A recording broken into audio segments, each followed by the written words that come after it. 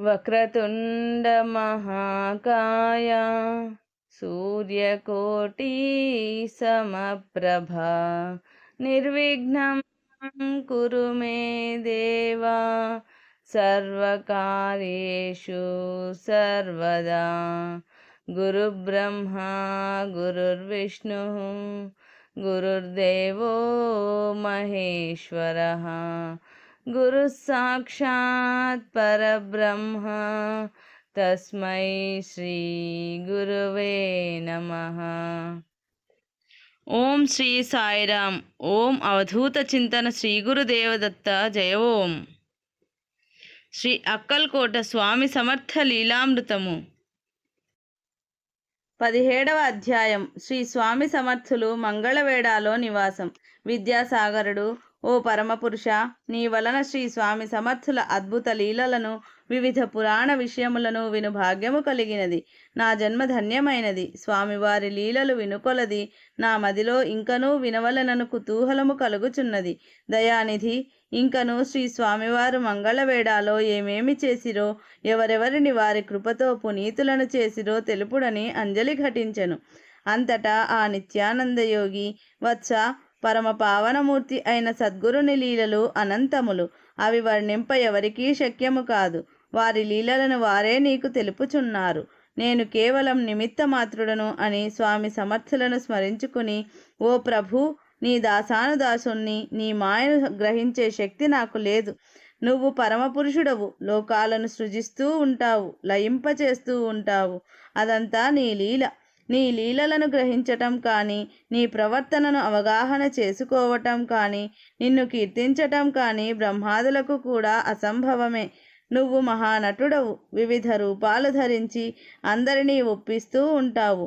అఖిల లోకాలు, లోకపాలురు, లోకస్తులు సమసిపోయిన తరువాత కూడా నువ్వు ప్రకాశిస్తూనే ఉంటావు.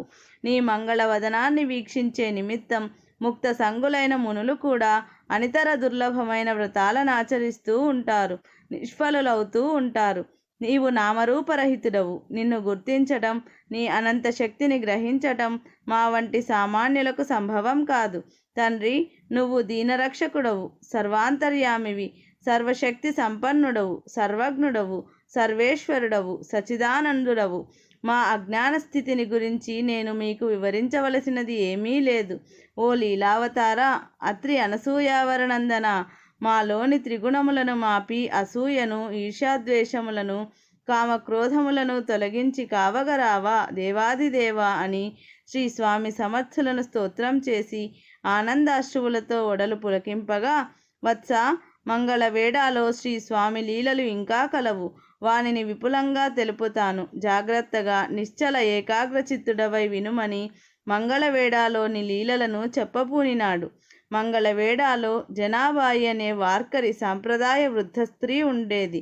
ఆమె పాండురంగని భక్తురాలు. ఆమె అనేక సంవత్సరముల నుండి ప్రతి సంవత్సరం ఆషాఢ శుద్ధ ఏకాదశికి పండరీపురమునకు వెళ్ళి పాండురంగన్ని దర్శించేది. ఒక సంవత్సరం అట్లు బయలుదేరగా మార్గమధ్యములో పెద్ద వర్షము ఉరుములతో కురియుట చేత ఆమె ప్రయాణం ఆగిపోయినది. ఆమె అక్కడి వాతావరణమునకు ఎంతో మానసిక ఒత్తిడికి లోనై చాలా నిరుత్సాహపడి, పాండురంగా, ఏమి నీ లీల? నీ దర్శనం లేకుండా ఎలా ఉండగలను? ఏకాదశి సమీపించుచున్నది. ఈ వర్షము తగ్గడం లేదు. నేను ఎలా ప్రయాణించి పండరీపురం చేరుకొనగలను? నేను ఇన్ని సంవత్సరముల నుండి కాపాడుకొని వచ్చుచున్న నియమము విఫలము చేసేదవా? స్వామి, నీ దర్శన భాగ్యము కలిగింపవా? నాపై దయరాదా? కరుణాంతరంగా, చంద్రభాగ తరంగా, దీనదయాళు, దీనజన రక్షక, రంగరంగ, పాండురంగ, పండరీవాస, విఠోబా, పక్షివాహన, భక్తజన సంరక్షక, విఠల, నీ దర్శనము కలిగింపవా అని పలికి పాండురంగని నామస్మరణము చేయుచుండెను. అంతలో ఒక పెద్ద మెరుపు వచ్చెను. ఆ మెరుపులో స్వామి సమర్థులు ఆమె ఉన్న చెట్టు మొదలులో నిలుచుండిరి. వారే పెద్ద స్వరముతో, ఇక్కడ పాండురంగడు కనబడుటలేదా? ఆయన ఒక్క పండరీపురంలోనే ఉన్నాడా అని అరచిరి. ఆ స్త్రీకి దివ్య దృష్టి నొసగిరి. వెంటనే ఆమెకు స్వామి సమర్థుల స్థానంలో పాండురంగ విఠలుడు పండరీపురంలో వలె నడుములపై చేతులు పెట్టుకుని నిలబడి ఉండి దర్శనమిచ్చినారు. అంతలోనే స్వామి సమర్థులు కనిపించిరి. తిరిగి పాండురంగడు తిరిగి స్వామి సమర్థులు దర్శనమిచ్చిరి. మెరుపులు నిలిచిపోయినవి. ఆమె అమితమైన ఆనందముతో స్వామివారి పాదములపై పడి సమాధి స్థితి పొందెను. చాలా సమయము ఆ దివ్యానుభూతిలో నుండి స్వామివారిలోనే పాండురంగన్ని దర్శించి తాదాత్మ్యము చెందినది. మహాదేవ, నీవి ముల్లోకాలకు ఈశ్వరుడవు, ముల్లోకాలలోని బంధమోక్షాలకు ప్రభుడవు కూడా నువ్వే. నువ్వు సృష్టి స్థితి సంహారకర్తవై, బ్రహ్మవై, విష్ణుడవై, రుద్రుడవై పేర్కొనబడుతూ ఉంటావు. రంగా, పాండురంగా, నువ్వు సర్వశక్తిమంతుడవు. సర్వభూతాలు నీ నుంచి జనిస్తాయి, నీలో నివసిస్తాయి, నీలో లయము పొందుతాయి. నీ ఉదరమే వాటికి నిలయం. కానీ నిన్ను గుర్తించటం మాత్రం ఎవరికీ శక్యం కాదు. సర్వ సంపదలకు, సర్వ కార్యములకు నీవే కారణభూతుడవు. నీకంటే వేరెవ్వరూ లేరు. లోకంబులకు, లోకేశులకు నీవే రక్షకుడవు. నిఖిల లోకస్తుత్య అని స్తోత్రము చేసి శ్రీ స్వామి సమర్థుల పాదములకు నమస్కరించి వారికి ప్రదక్షిణములు చేసి వారి పాదతీర్థమును శిరస్సును చల్లుకుని తీర్థముగా స్వీకరించి, తండ్రి, నీ దయచేత నా వ్రతము విఫలము కాకుండా సఫలము గావింపబడినది అనే ప్రార్థించినది. అంతా స్వామి అంతర్ధానమైరి. ఆమె ఆ లీలలను నెమరు వేసుకొనుచు గ్రామమునకు చేరినది. గ్రామస్తులందరికీ ఈ లీలలను తెలిపి వారినందరినీ ఆశ్చర్యచకితులను చేసెను. జనాబాయి స్వామివారిని పాండురంగని అవతారంగా భావించి పూజించెను. వత్స, దీపకుని వంటివాడా, శ్రీ స్వామి సమర్థుల దయాకృపారసములు అటువంటివి. అందరి ఆశలను సఫలము చేసేడివారు. కష్ట దుఃఖములలో ఉన్నవారి కష్టములను, దుఃఖములను తొలగించెడివారు. భక్తుల ఇహలోక కోరికలను తీర్చెడివారు. అనూహ్యముగా అప్పటికప్పుడు అనేక అద్భుతములను ఊహింపనలవి కానివి చేసేడివారు. వారి ఉద్దేశము ఒక్కటే, దైవమునందు, దైవ సంపదలయందు జనులకు భక్తి విశ్వాసములు కలిగించుటయే. వారిని అసుర గుణముల నుంచి తప్పించి దైవగుణ సంపన్నులను చేయడమే. విద్యాసాగర, ఒక గొప్ప సాధువు ఇలా అన్నారు: నేను ప్రజలు కోరినది ప్రసాదించెదను, వారికి సకల క్షేమములను కలిగింతును. వారు క్రమముగా భక్తిని అలవరుచుకొని నిర్మలమైన నిశ్చల భక్తిని పొందెదరు. అది ఏ మా సంకల్పం, అది ఏ వారికి ఆధ్యాత్మిక మార్గము, అది ఏ వారికి రక్ష. అందువలన అనేక మంది దత్తావతారులు ఇటువంటి లీలలను ప్రదర్శించి మానవులను మానవునిగా, మహనీయునిగా, మహాత్మునిగా, మాధవునిగా తీర్చిదిద్దుతారు. ఇదే ఈ అవతార విశిష్టత అని పలికి, నాయన, మంగళవేడాలో జరిగిన మరి ఒక విశేషం చెబుతాను. ఒకసారి మంగళవేడాలో ఒక విచిత్రమైన సంఘటన జరిగినది. దానిని దర్శించిన మంగళవేడాలోని ప్రజలు, భక్తులు అది తమకు కలిగిన గొప్ప అదృష్టముగా భావించిరి. ఆ రోజు స్వామి సమర్థులు గ్రామం బయట అందమైన ప్రదేశంలో నదీ తీరాన కూర్చుని ఉన్నారు. వారి వెంట బసప్ప, బాలకృష్ణ బువ, కృష్ణాజీ పంత్ మున్నగు భక్తులందరూ ఉన్నారు. అది ప్రభాత సమయం. బాలసూర్యుడు ఆకాశంలో తన తేజంతో వెలిగిపోతున్నాడు. ఇక్కడ భూమిపైన ఈ స్వామి మరో సూర్యునిలాగా ప్రకాశించుచున్నారు. అట్టి సమయంలో వారి వద్దకు అకస్మాత్తుగా ఇద్దరు తేజోమూర్తులు అయిన యతిపుంగవులు వచ్చారు. అద్వితీయమైన ప్రకాశంతో వెలిగిపోతున్నారు. వారి ముఖ వర్చస్సు తేజస్సుతో నిండి ఉన్నది. వారి మువ్వురి ప్రకాశం అద్భుతంగా ఉన్నది. వారు వింత భాషలో మాట్లాడుట మొదలెడిరి. అది ఇతరులకు ఏమీ అర్థం కాలేదు. వారిలో ఒక యతి, ఎందుకు ఏడుస్తావు అన్నారు. రెండవ వారు, ఎందుకు పిలుస్తున్నావు అన్నారు. శ్రీ స్వామి సమర్థులు సమాధానంగా, ఎందుకు చూస్తున్నావు అన్నారు. అంతటా వారు ముగ్గురూ కలిసి అక్కడికి సమీపంలో ఉన్న ఒక చిన్న కొండపైకి వెళ్ళారు. అక్కడ ఏం సంభాషణ జరిగిందో ఎవరికీ తెలియదు. ఆ వచ్చిన వారు కూడా ఫలానా అని తెలియదు. కొంత సమయానికి శ్రీ స్వామి సమర్థులు మాత్రమే క్రిందికి దిగి వచ్చినారు. వారు ఏమైనారో, ఎటుపోయినారో తెలియదు. అయినా ఆ వచ్చిన వారు శ్రీ దత్తాత్రేయ స్వామి శ్రీపాద వల్లభులు అయి ఉండవచ్చునని, వారు నరసింహ సరస్వతి అయిన శ్రీ స్వామిని కలుసుకొని రాబోవు కలియుగ ధర్మముల గురించి చర్చించి ఉందురు అని ప్రజల నమ్మకము. ఈ విషయము గ్రామములకు ప్రాకినది. అనేకులు దానిని గురించి చర్చించుట జరిగినది. కలియుగంలో మానవులను, భక్తులను, ఆర్తులను రక్షించుటకై అవతరించిన అవతారమూర్తి శ్రీ స్వామి సమర్థులు అని చెప్పుకొనుచు వారిని దర్శించు వారు ఎక్కువైరి. ఈ సన్నివేశం శ్రీ సాయినాథుల అవతరణకై ఉండవచ్చునని సాధకుల అభిప్రాయము. మంగళవేడాలోనే ఇంకొక విశేషము జరిగినది. ఆ గ్రామమునకు దగ్గరగా ఉన్న భోసు అను నగరము నుండి శ్రీ యశ్వంత్ మహాదేవ్ అనే రెవెన్యూ అధికారి స్వామి సమర్థుల దర్శనార్థమై వచ్చి వారిని ప్రార్థించి ఆశీస్సులు పొందినాడు. ఆశీస్సు ఫలముగా శ్రీ స్వామి సమర్థులు అతనికి పూజకై ఒక సాలగ్రామమును ప్రసాదించిరి. కొలది కాలమునకే ఆ అధికారికి మమల్తదారుడుగా ప్రమోషన్ వచ్చినది. ఆధ్యాత్మిక రంగమునందు కూడా మంచి పురోగమనము కలిగెను. అతను సమయం చిక్కినప్పుడల్లా శ్రీ స్వామి సమర్థులను దర్శించి సేవించేవాడు. ఆయన తన అధికారంతో ప్రజలకు అనేక విధములుగా సహకరించుట చేత మంచి అధికారి అని పేరుగాంచెను. ఆయన ఠానా జిల్లాలో భివండి తాలూకా మమల్తదారుగా ఉన్న సమయంలో వర్షములు లేక పెద్ద కరువు వచ్చినది. ప్రజలు తిండి గింజలు లేక ఎన్నో కష్టములకు గురి అయినారు. పశువులకు దాణా కరువై పెద్ద సంఖ్యలో పశు సంపద నశించినది. ప్రజలందరూ తమను కాపాడుము అని శ్రీ యశ్వంత మహాదేవుని చేరి తమ కష్టములను తెలుపుకొనిరి. అందులకు ఆయన స్పందించి ప్రభుత్వపు అనుమతి పొందకనే తన అధీనములోనున్న గోదాముల నుండి ధాన్యమును ఉచితముగా ఆ పేద ప్రజలకు పంచిపెట్టి వారిని ఆదుకొనెను. ఆ పంచిపెట్టిన ధాన్యం వెల 10,000 రూపాయలు. అది చాలా ఎక్కువ ధనము. ఆ ధనము గవర్నమెంట్కి ట్రెజరీకి కట్టవలెను. శ్రీ యశ్వంత్ మహాదేవ్ సామాన్యుడైన కుటుంబీకుడు. ఉద్యోగము వలన లభించిన ధనముతో తన కుటుంబమును పోషించుకొనువాడు. అంత ధనము అతని వద్ద లేదు. అందుచేత ట్రెజరీకి ధనమును కట్టలేదు. ఈ విషయము ఆ జిల్లా కలెక్టర్ గారికి తెలిసి పోలీసు సూపరింటెండెంట్తో సహా అక్కడికి విచారణకై వచ్చెను. యశ్వంత మహాదేవ్ కలెక్టర్ గారితో, ఆర్య, ఈ ప్రాంతంలో వచ్చిన కరువు గురించి తెలుసు కదా. ఆ గోదాములలోని ధాన్యమును ఉచితముగా పంచనిచో ఇక్కడి జనులు ఆకలితో చనిపోయేడివారు. మానవ జీవితం ధాన్యం విలువ కంటే గొప్పది.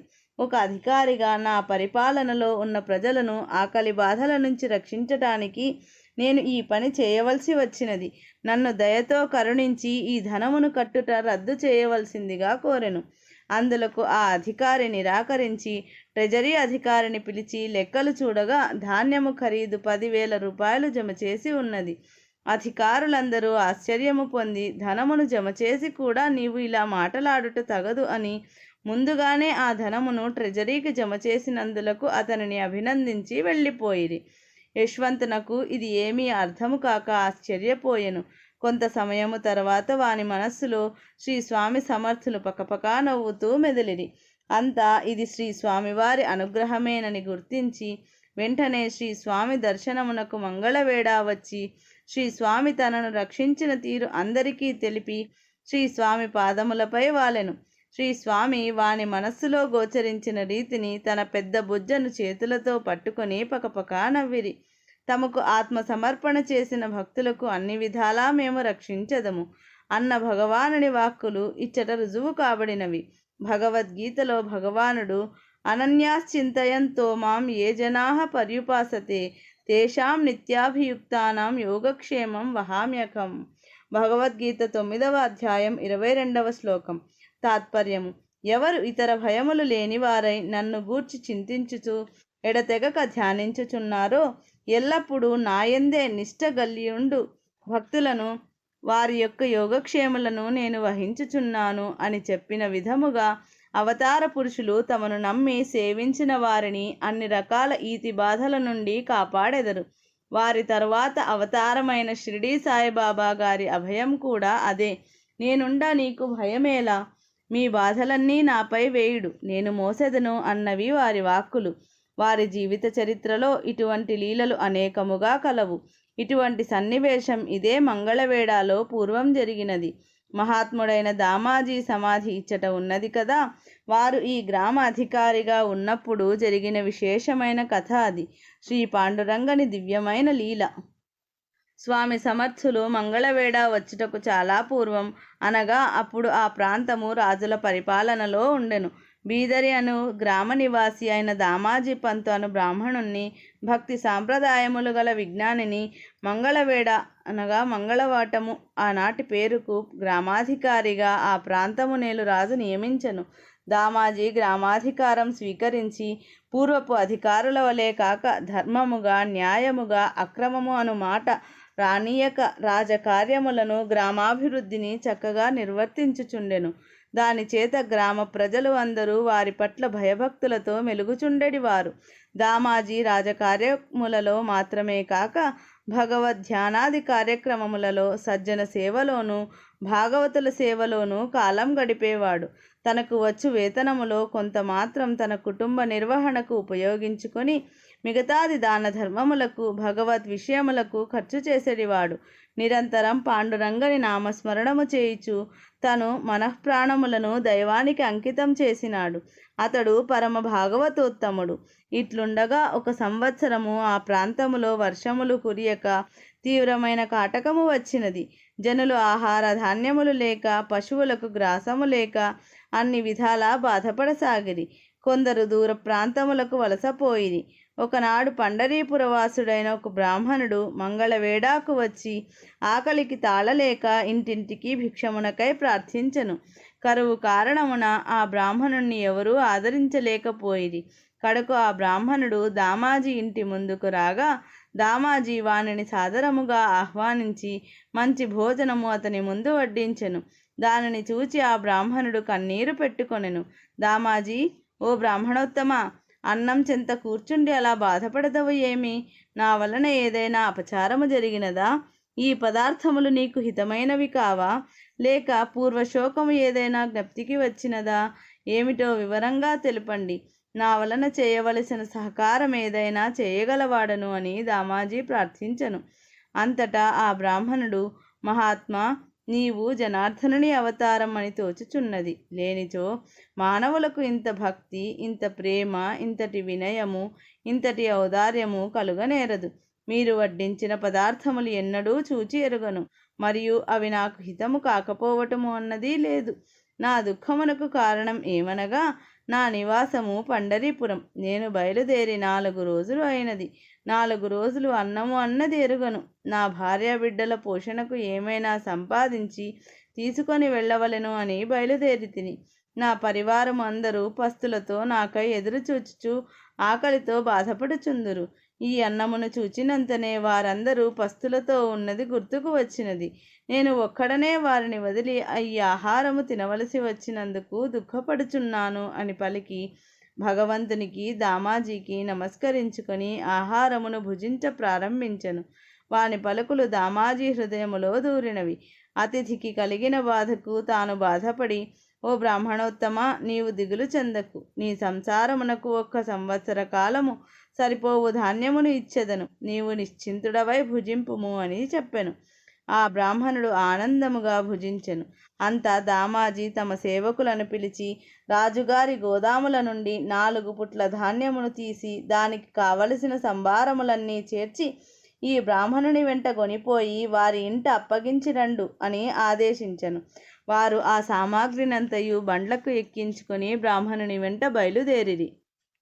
వారు మార్గమధ్యములో ఒక చిన్న అరణ్యము చేరినంతనే అది ఆహారపు సామాగ్రి అని తెలుసుకొని ఆకలి బాధకు తాళలేక అధర్మము అని జంకక అందరూ కలిసి ఆ ధాన్యమును ఎగబడి తీసుకొని పోయిరి.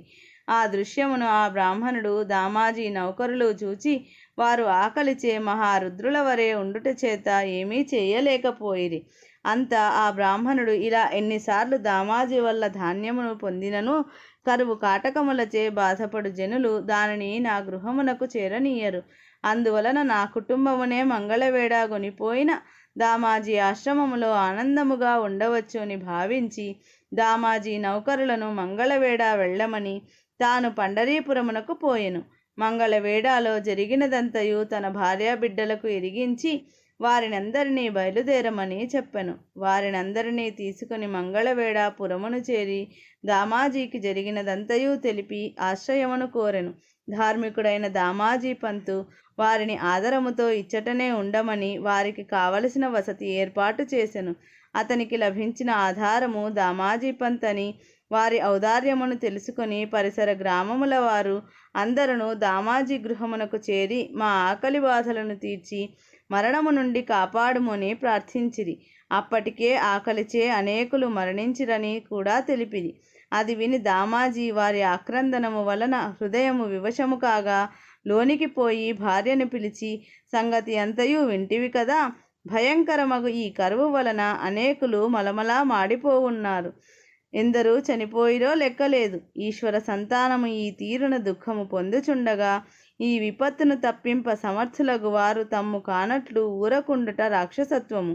సర్వేశ్వరుడు సర్వశక్తుడైనను మానవుల ప్రవర్తనములు కనిపెట్టుటకై అప్పుడప్పుడు ఇట్టివి తటస్థింపచేయుచుండును. రాజుగారి గాథలిప్పుడు అనేకములు నా వశమునందున్నవి. వాని యందు లెక్కలేనన్ని పుట్ల ధాన్యము కలదు. రాజు ప్రజల సౌఖ్యములను పరిగణింపవలసిన వాడు కావున నేనిప్పుడు స్వతంత్రించి ఈ ధాన్యమంతయు జనులకు వినియోగించినో ఏమీయూ బాధింపడు అని చెప్పి ఆమెచే అవుననిపించుకొని గోదాముల వద్దకు వచ్చి అన్ని గాదల తలుపులను తెరుచునట్లు భటులను నియమించి, మహానుభావులారా, ఎవరికి కావలసిన ధాన్యము వారు నిస్సందేహముగా తీసుకొనుడు. ఎక్కువ తీసుకొనినా బాధ లేదు, కానీ తక్కువ మాత్రం తీసుకొనవలదు అని చెప్పాను. అందుకు ఆ క్షుధార్తులందరూ మిగుల ఆనందించి ఎవరెవరికి కావలసిన ధాన్యమును వారు తీసుకొని పోయిది. ఈ తీరున ఎడతెగకుండా 3 మాసములు ధాన్యమును పంచిపెట్టునప్పటికీ గాదెలు ఖాళీ అయ్యెను. భగవంతుని అనుగ్రహముతో వర్షములు కురిసి కాటకము తొలగిపోయెను. అందరూ కరువు వలన బాధను తప్పించుకొనిరి. ఆ ప్రాంతవాసులు అందరూ పరమానందభరితులైరి. దామాజీ కీర్తి దశ దిశలా వ్యాపించెను. లోకములో కొందరు మహానుభావులు ఇతరులు ధనవంతులైనచో తమదేమో పోయినట్లు దుఃఖింతురు. ఒరులు సుఖము అనుభవించుచున్నచో తమకు కష్టము సంభవించినట్లు వగతురు. ఒరుల ఇంట శుభములు జరిగినచో తమ ఇంట పీనుగు వెడలినట్లు ఆక్రోశింతురు. ఇతరులు కీర్తిశాలురైనచో తమకు అవమానం వచ్చినట్లు వాపోవుదురు. అన్ని విధములను ఎదుటివారు బాగున్నచో తమ గ్రుడ్లు పెరికి కొందురు. ఇట్టి అసూయాపరులకు ఏ దేశమునందును, ఏ జాతి అందును, ఏ వర్ణమునందును ఎప్పుడునూ కొదవలేదు. అప్పుడు కొందరిట్టివారు రాజుకు, దామాజీరాజు సర్వస్వమంతయు భక్తులకు పంచిపెట్టినాడు. మీ గాదెలన్నీ ఖాళీలు అయినవి, వానిలో ఒక దమ్మిడి ధాన్యమైననూ లేదు అని అర్జీలు రాసిరి.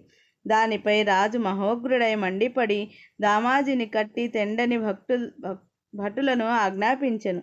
వెంటనే రాజభటులు మంగళవేడాకు పోయి ఆ సంగతి అంతయు దామాజీకి ఎరిగించి, మీరు మహానుభావులు కావున ఇచ్చటనే మిమ్ము బంధింపజాలము, కానీ రాజు ఆజ్ఞ ఉల్లంఘింపజాలము. కావున మాతో దయచేయుడు. రాజధాని వరకు నిరాయాసముగా గొనిపోయి అచ్చట మాత్రమే మిమ్ము బంధించదము అని చెప్పిరి. దామాజీ అందులకు భయపడక భార్యకు ధైర్యము చెప్పి వారి వెంట బయలుదేరెను. గ్రామస్తులు పరిసరముల వారు ఈ విపత్తును తెలుసుకొని ఏమీ చేయలేక పాండురంగని ఆ దామాజీని రక్షింపుమని ప్రార్థనలు చేసిరి. మార్గమధ్యమున పండరీపురము తగిలెను. అచ్చట దామాజీ భటుల అనుమతి పొంది ఆలయమునకు పోయి పాండురంగన్ని సేవించి నిశ్చల చిత్తుడై ఈ తీరున ప్రార్థించెను. శ్రీహరి, సర్వలోక శరణ్య, నీకు తెలియనిది ఏమీ లేదు. అయినను విన్నవించుట మా పని. ప్రపంచమునందంతటను నీవు నిండి ఉన్నావు. ఆ శరీరమున ఉండి రాజు అని పిలిపించుకొనుచు ఈ శరీరమున ఉండి దామాజీ అని పేరుగొన్న నిన్నే నీవు శిక్షించుటకు పిలిపించుకొనుచున్నావు. నీ లీలలు అనంతములు కదా. నీకెట్లు క్రీడింపదలంపు కలిగినా అట్లు క్రీడింపుము. ఈ క్షుద్ర శరీరమును స్వల్పాంశమును తుదకు నీయందే చేర్చుకొనుము అని ప్రార్థించి అతడు మరలా భటులతో కూడి రాజధానికి బయలుదేరెను. దామాజీని రక్షించుటకై భక్తవత్సలుడైన శ్రీ పాండురంగ విఠలుడు ఒక తలారివాణి వేషము ధరించి ఒక చేత దుడ్డుకర్రయు ఒక చేత వరహాల సంచియు గైకొని వీరికంటే ముందుగానే రాజధానికి చేరి రాజగృహ ద్వారమున నిలిచి తన రాకను లోనికి ఎరిగించెను. రాజు సెలవిచ్చెను. వెంటనే తలారి రాజు సన్నిధికి పోయి, మహారాజా, ఏలినవారి పాదపద్మముల సన్నిధికి నన్ను దామాజీ పంపెను. మంగళవేడాలోనున్న తమ గాదెలలోని ధాన్యమును విక్రయించి సొమ్ము నా చేత పంపినాడు. కావున దానిని స్వీకరించి నాకు రసీదు దయచేయవలేను అని చెప్పి ఆ వరహాల మూటను ముందు పెట్టెను.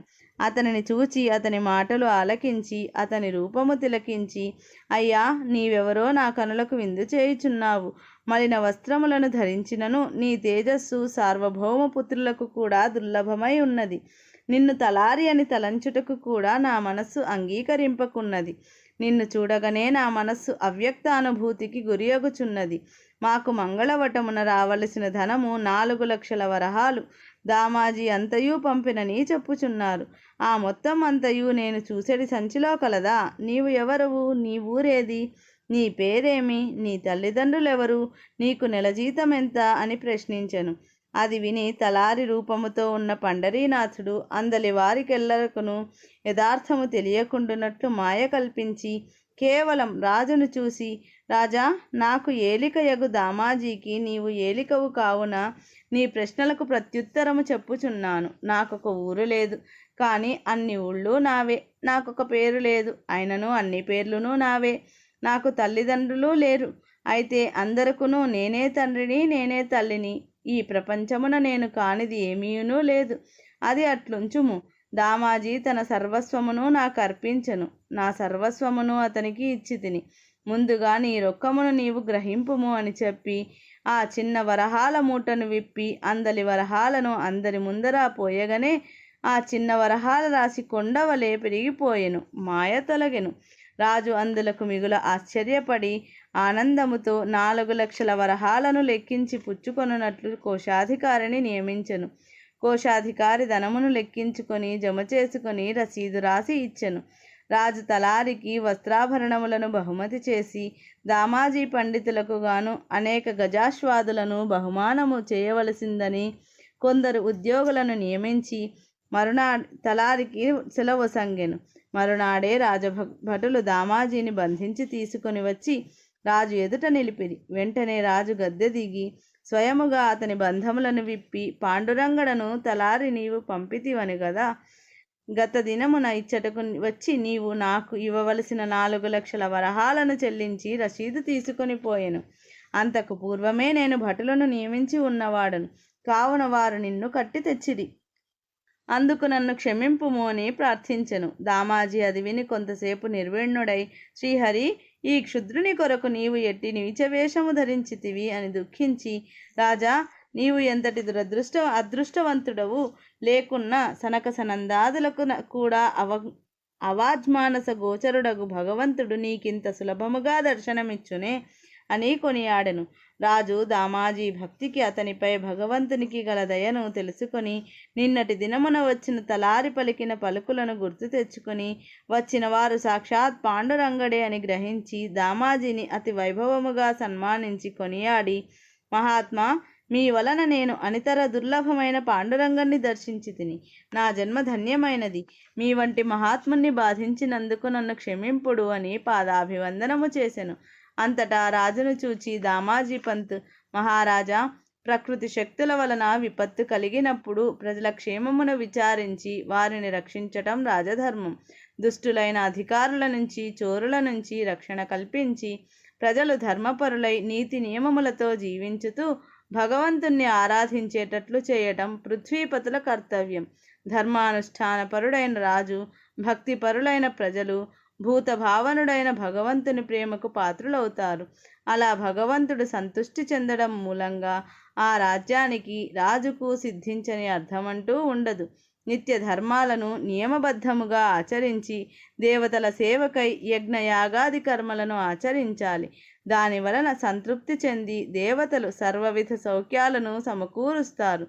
ఈ విధమైన సౌఖ్యానుభూతి నీకు ప్రాప్తించాలని నేను అభిలషిస్తున్నాను. ప్రజలను ఇకనైనా కరువు కాటకాల నుండి రక్షించండి అని దీవించెను. పిదప రాజు యథాపూర్వకముగా మంగళవేడాకు అధికారివై దాని మీద ఆదాయమును నీ చిత్తము వచ్చినట్లు వెచ్చింపుము అని వారిని సాదరముగా రాజమర్యాదలతో మంగళవేడాకు పంపెను. దామాజీ పంత్ అనేక సంవత్సరములు మంగళవేడాలో జీవించి అనేక మందికి అనేక ధార్మిక ప్రబోధములు చేసి ఆధ్యాత్మిక శక్తిని బడసి శ్రీ పాండురంగని ధ్యానముతో గడిపి రంగనికి తన ఆత్మను సమర్పించి సాయుధ్యమును పొందిరి. వారి సమాధిని నేటికీ అనేక మంది దర్శించుచుందురు. విద్యాసాగర, వింటివి కదా మహాత్ముడైన దామాజీ కథను. వారిని పాండురంగడు ఎలా రక్షించాడో అలాగే శ్రీరామచంద్రుడు భద్రాచల రామదాసును రక్షించినాడు. దైవము తన భక్తులను కష్టములకు బలికానీయడు. యశ్వంత్ మహాదేవ్ శ్రీ స్వామివారి అనుగ్రహమును పొందిన తరువాత ఆధ్యాత్మిక సంపత్తి యందు ఆపేక్ష అధికమగుట చేత తాను చేయు ఉద్యోగమునకు రాజీనామా చేసి భార్య గోపికాబాయితో శ్రీ స్వామి సమర్థుల సన్నిధి చేరి వారి ఆశీస్సులను పొంది నాసిక్కు వెళ్ళిపోయెను. అక్కడ వారు కఠోర దీక్షతో గొప్ప తపస్సు చేసిరి. కాలక్రమమున గొప్ప మహాత్ముడుగా పేరు పొంది ఇరువురును మహాసమాధి పొందిరి. అతి పవిత్రమైన సత్పురుషులుగా వారు ప్రజలచే శ్లాఘింపబడిరి. సద్గురుమూర్తి అయిన శ్రీ స్వామి సమర్థుల రక్షాకృపావరముచే వారు ఆధ్యాత్మిక పునీతులై మహాత్ములుగా ప్రసిద్ధి చెందిరి. విద్యాసాగర, శ్రీ స్వామి సమర్థులు మంగళవేడాలో ఉన్న కాలములోనే కొన్ని రోజులు చెంబేరిలో ఉన్నారు. రాజా పట్వర్ధన్ ఆస్థానంలో రామదాసు అని ఒక సాధకుడు ఉండేవాడు. అతను గర్విష్టి. అతని అధీనములో ఒక మఠం ఉండేది. శ్రీ స్వామి ఒకరోజు అతని మఠంలో పడుకొని నిద్రపోయారు. బయటకు వెళ్ళవలసిన రామదాసు శ్రీ స్వామి లేస్తారేమోనని కొంతసేపు ఎదురు చూశాడు. ఎంతసేపటికి శ్రీ స్వామి లేవకపోయేటప్పటికీ విసుగుతో ఆ రామదాసు మఠం బయట తాళం వేసుకుని వెళ్ళినాడు. పని తొందరలో మఠంలో శ్రీ స్వామి ఉన్న సంగతి పూర్తిగా మరిచిపోయి చాలాసేపు ఊళ్ళో తిరుగుతూనే ఉన్నాడు. అకస్మాత్తుగా ఒకసారి జ్ఞాపకం రాగానే రామదాసు మఠం వైపు పరిగెత్తాడు. దారిలో ఒక నది ఒడ్డున దూరంగా కూర్చుని పసిపిల్లవాడిలాగా ఆడుకుంటున్న శ్రీ స్వామిని చూసి ఆశ్చర్యపోయాడు. అయినా తన కళ్ళను నమ్మలేక మఠం తెరిచి చూశాడు. లోపల ఎవరూ లేరు. ఎంత ఆశ్చర్యము! వెంటనే రామదాసు శ్రీ స్వామివారి వద్దకు పరిగెత్తి శ్రీ స్వామివారి పాదములపై పడి క్షమాపణ కోరెను. ముక్త ఆత్మను ఎవరు బంధించగలరు? ఈ వింతను షోలాపూర్ వాస్తవ్యుడైన పరశురాం భట్ గోరి అను శ్రీ స్వామి భక్తుడు స్వయంగా చూచినారు. 1850లో శ్రీ స్వామి మంగళవేడ వదిలి వెళ్ళిపోవడానికి సంబంధించి ఒక వింతైన సంఘటన ఉన్నది. ఎండలో శ్రీ స్వామి ఊరి పొలిమేరల్లో తిరుగుతూ అక్కడి పొలిమేరల్లో పనిచేసుకుంటూ ఉన్న పండరీనాథ్ను చెప్పుల జత ఇవ్వమని అడిగారు. వెంటనే పండరీనాథ్ తాను తొడుక్కొని ఉన్న చెప్పులను శ్రీ స్వామికి ఇచ్చాడు. అవి వేసుకొని గబగబా నడుస్తూ శ్రీ స్వామి కొద్ది నిమిషాల్లో వెళ్ళిపోయారు. అది చూచి ఏకనాథ్ పండరీనాథ్తో, ఆ పిచ్చివాడికి నీ చెప్పుల జత ఇచ్చావు, ఇప్పుడు అతను ఇక్కడ లేకుండా వెళ్ళిపోయాడు, మీ పెద్దవాళ్ళు నిన్ను తిడతారు అన్నాడు. పండరీనాథ్ ఆందోళన పడ్డాడు. మరుక్షణమే శ్రీ స్వామి వాళ్లను సమీపించి చెప్పులు పండరీనాథ్కు అప్పచెప్పి, ఇక మీ పెద్దలు నిన్ను తిట్టరులే అని వెంటనే మాయమైపోయిరి. ఎటుల వచ్చెనో అటుల మాయమైన ఈ వింతకు వారిరువురు ఆశ్చర్యపడిరి. వారు ఇంటికి బయలుదేరిరి. కొద్ది నిమిషాలలో షోలాపురం నుంచి వస్తున్న బాటసారులు వాళ్లకు ఎదురై షోలాపూర్కు 2 మైళ్ళ దూరంలో తాము స్వామిని చూచామని చెప్పారు. ఆ తరువాత శ్రీ స్వామి తిరిగి మంగళవేడ ఎన్నడూ రాలేదు. విద్యాసాగర, ఇలా ఎన్నియో లీలలు శ్రీ స్వామి సమర్థులు మంగళవేడాలో ఉండగా జరిగినవి. దీనివలన శ్రీ స్వామి లీలావతారుడని, సాక్షాత్ దత్తాత్రేయ స్వామి అని చెప్పకనే తెలియచున్నది కదా.